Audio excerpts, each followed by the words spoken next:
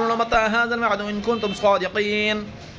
ما ينظرون إلا صيحة واحدة تأخذهم وهم يخصمون فلا يستطيعون توصية ولا إلى أهلهم يرجعون ونفخ في الصور فإذا هم من الأجداث إلى ربهم ينسلون قالوا يا ويلنا من بعثنا من مرقدنا هذا ما وعد الرحمن وصدق المرسلون إن كانت إلا صيحة واحدة فإذا هم جميع لدينا محضرون فاليوم لا تظلم نفس شيئا ولا تجزون إلا ما كنتم تعملون إن أصحاب الجنة اليوم في شغل فاكهون هم وأزواجهم في ظلال على الأرائك متكئون لهم فيها فاكهة ولهم ما يدعون سلام قولا من رب رحيم وامتازوا اليوم أيها المجرمون ألم أعهد إليكم يا بني آدم أن لا تعبدوا الشيطان إنه لكم عدو مبين وأن اعبدوني هذا صراط مستقيم ولقد أضل منكم جبلا كثيرا أفلم تكونوا تعقلون هذه جهنم